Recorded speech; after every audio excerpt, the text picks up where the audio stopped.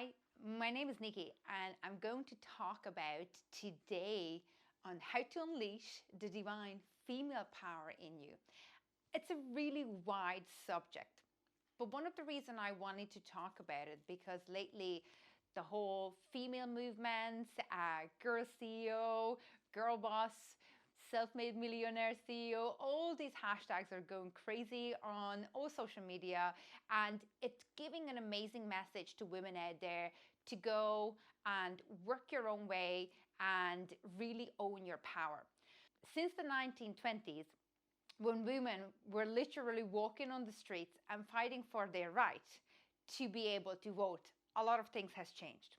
Of course, it's different in every single country. What is a feminist? What does feminism actually mean? And how does it affecting our country?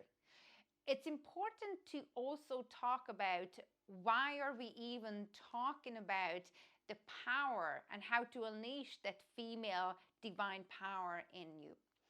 The reason we're talking about this because a lot of women out there now are having a huge amount of a pressure on themselves because we are trying to compete and we're trying to prove that we're worthy, we're good enough, and then all these rights that we fought for, we want to make sure that we can live up to it. And when it comes to self-respect and self-love, I think it's always a time to step back and reflect and maybe do a little quick check of where are we, where do we want to go, and are we having an accurate plan to achieve these goals. So this is what I'm going to unleash today, hopefully, and giving you a little bit of food for thoughts to think about. So let's go to the next slide. What I first want to show you guys, what is the difference really between a feminist and feminism and femininity. So I really want to break down these terms because I think some people may have a little bit of a misconception about this. So first of all, feminism is an advocacy for women's rights, and women's rights needs to equal to the basic human rights. A feminist is the one who supports these women's rights. So if you think about it, every single female out there should be a feminist, because if you want to own the basic human rights, you want to be a feminist. And then the next term is femininity, and femininity is like women-like, womanhood, female-like, anything that describe what does a woman supposed to be, should be, or what feels female, feminine. So a lot of times there is a difference between the two, and this is why we're talking about this. And I absolutely love bringing up examples when it comes to children. If you go out there and ask kids about what do they think about certain things, they have no filter and no political correctness, and they will tell you exactly how they see things.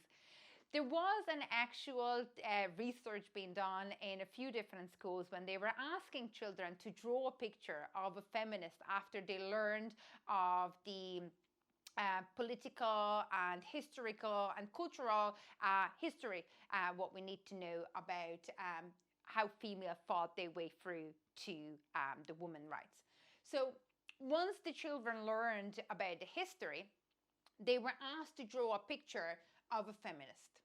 So they usually draw a picture of a woman with short hair, jeans, a tank top, board in her hand, and protesting out on the streets. And they usually have angry or kind of like negative face.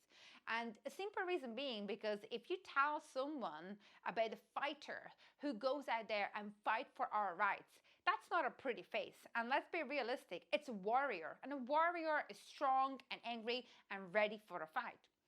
And then you ask all the children to draw a picture of what does femininity means for them when it comes to women.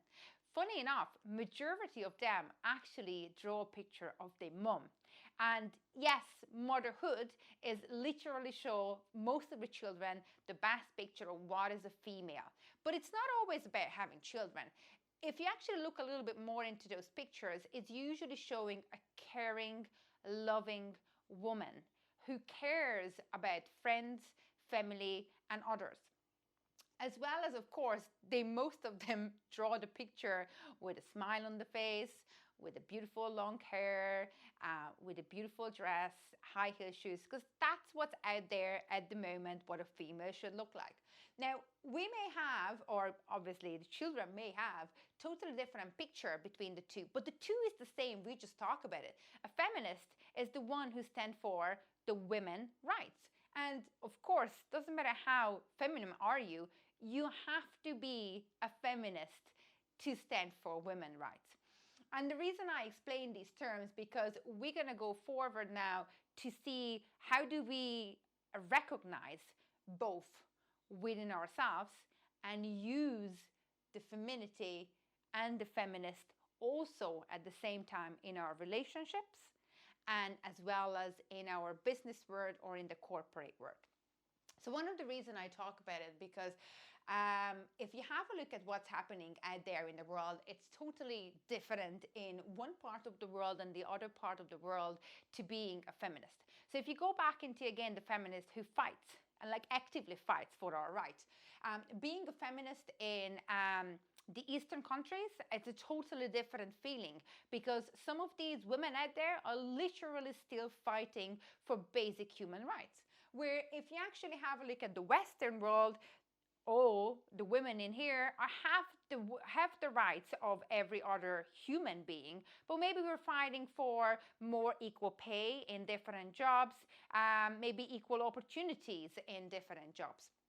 So to give you, for example, some quick example, if you actually have a look at the best place to be a woman at the moment is France. 43% of the women in France are in the leader positions in large companies, part of the board members, CEOs, and so on.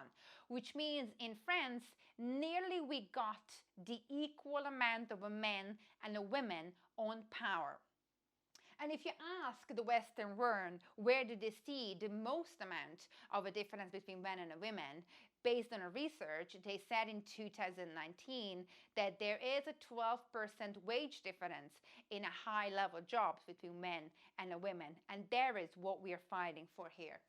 You jump over to the Eastern countries, and I have my favorite story about an amazing human being, such a fighter soul in India, who wrote the book and came out, and it was a huge success in 2013. It's called the Pink Sarri movement.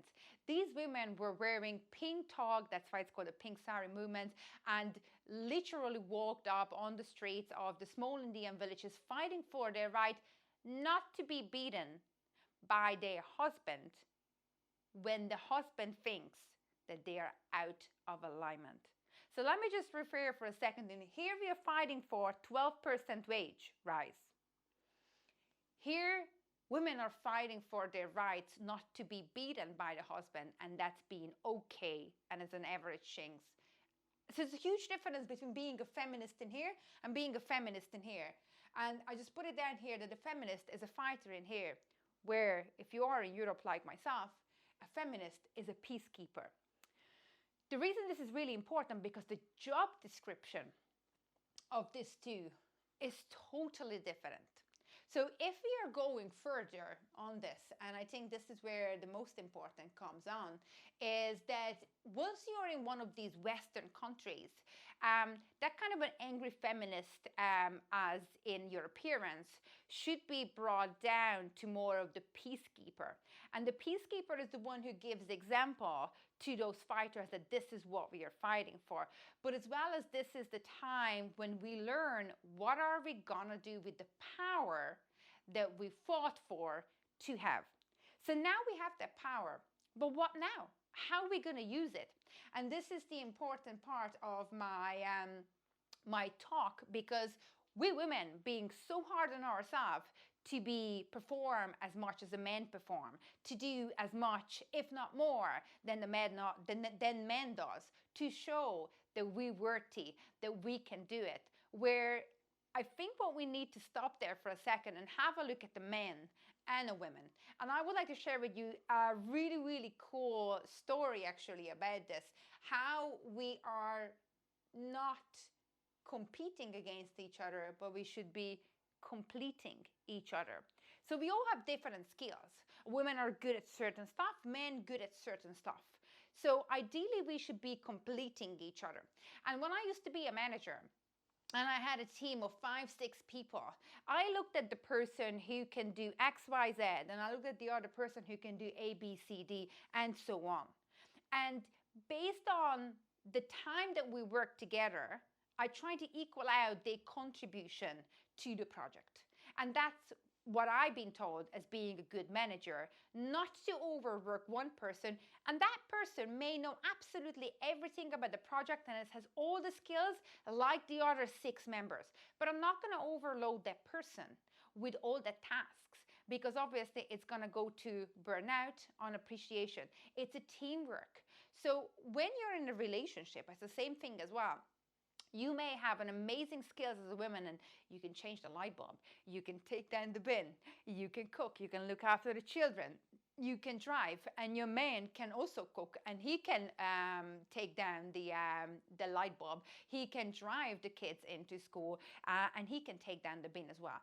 But you guys have to come to an agreement of who's going to do what. Now, I know that most women think that I should be doing the cooking, and that doesn't matter. We are living in a society where it's absolutely fine to swap up tasks until you guys are making sure that the tasks are equal. And this is where we women go totally wrong, because we are so self-made millionaires, and we are these independent women who doesn't need a man, and I'm going to show the world that I can do it myself. And then you drive yourself to exhaustion, where the truth is that you should, and you should be okay to accept yourself to being a weaker sex, but that's okay, because you do want protection. You wake up in the middle of the night and you hear something outside. You want to send the man out there, right? It's okay to be the weaker sex and certain time. Let him to be the one who protects you. And that's also good again for the relationship, to allow sometimes the men to show off things what they're good at. And I know you can do it too, but take a step back and say, but I don't have to, because it's a teamwork. Let him contribute to the relationship as well. So it's the same thing, and that's really, really important. And the most important part in here, ladies, and I have been an absolute walking, talking example of this. It's okay to say that you are not perfect and you are not amazing at everything. We don't have to be, and you don't have to be. It is absolutely fine not to be good at something and say, well, you know what, I'm really, really not good at this. And hand in the paper and say, I'll let you to do this. And it's also okay to be amazing at something, yet giving the person the opportunity in your team or in your relationship to prove, even if they're doing it wrong for years. Please do not step in and say, well, let me take this out of your hand and let me show you how is this one. Because that is where leaders are going wrong. And if you guys are the female leaders and the future is female, then you need to know how to lead. Lead your own relationship and lead your own team. So this brings us to this funny story that I was always talking about. Well, not always, just a few seconds ago that I was talking about, is this LinkedIn learning research. So LinkedIn actually grew into an amazing platform where people can learn loads of different things when they click into LinkedIn Learning. There's amazing courses in there. They match it with statistics and great information that is available out there. When I was actually studying and learning to be a really, really good manager, I stumbled upon an amazing training, and it totally struck me because it was so true. What they did is that they sent two person, a female and a male, to a group, and they told these people that I want you to sell something to this group. And then they said to the group, at the end, I want you to tell me what is your feedback, how were the sales presentation, and who would you buy from. So they said to the men to go in there, and they were both actors, by the way, actor and actress.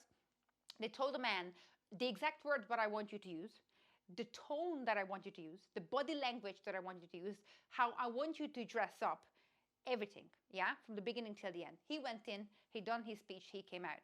They told the woman to how to dress, which was exactly how the man was dressing, what to say, which was exactly what the man was saying, the tone, how to say it, and then the body language, how to articulate it.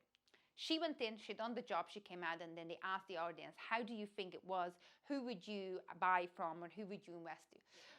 All of them said, or majority of them said, that the man came through as someone who I can trust in, very trustworthy, confident, and very much of a leader, a strong, independent person who I think I would like to be in business with.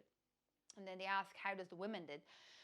And then they said, well, unfortunately, this girl was a little bit too pushy, too salesy, came through aggressive, and it just felt like not right. So actually 92% of them would have would have spent their money with the men, or would have invested their money with the men versus the women. And a simple reason being because it's copying that masculine energy. It's not your way of going. So if you see someone winning the marathon and you check exactly what does this person did to win the marathon, you will think it's logical that if I'm going to do exactly the same, I also win the marathon, right? Because you follow the steps that it has been done before you, so why would you reinvent the wheel? But you as a female being with this divine, amazing female energy, it's a totally different way how you're going to win the war versus a man, because the energy is totally different. And it's a perfect example of what is the huge difference between them. So if we are stepping further, we're talking about the harmony. And I'm talking about the harmony and really going down a little bit to the spiritual way of a yin and yang. A man and a woman, yin and yang. And what's missing from me, it's in him. What's missing in him, it's in me. And the future is collaboration. The future is peace and working together, working in harmony. But right now, we are competing against each other. The who's better, the male or the female, where really it would be our job, or it should be our job, if we say that we are smarter, to see the opportunity out there working together. And again, it's a different energy. So we are nurturing, we are kind, we are creative.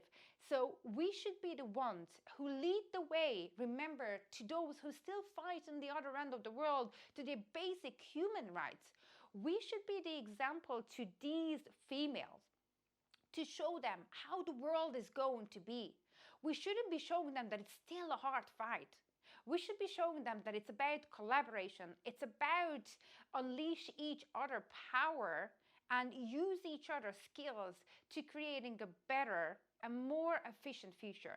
And whether if it's come down to a simple relationship, whether if it's come down to you being in a team or you managing a team, it is coming down to a super simple, basic list to do. What are you good at? And what is the other person good at? And if we, whether if it's a relationship and 2 people, whether if it's a team and 4 or 5 people, how can we contribute our skills equally? Because we want equality, right? To the greater good, or to the project, or to the better, loving, more neutral and easy relationship that you always wanted to be lived in. Now, when it comes to relationship, and same when it comes to maybe in the business world as well, sometimes it's hard to get the other person to see this. But again, if you're a female, use your femininity. And that does not mean that wear a beautiful dress and put your boobs out and this is where people go wrong. Use your femininity. And femininity is being like a woman. Again, that creating energy, that nurturing, that kindness, that caring, that security that you are vibe out and you represent. Lead the way with those amazing qualities, where a man should be really direct and maybe fighting, and it's a masculine energy. It's a yin and a yang. And again, it's your job to identify these skills, to identify these powers within your small team as your relationship, or within your large team as maybe your workplace or your business, and create an amazingly harmonically working team and relationship that can be the best and unbeatable in the future. And there is how you should unleash the divine female power inside you. Use your femininity, because everyone is a feminist.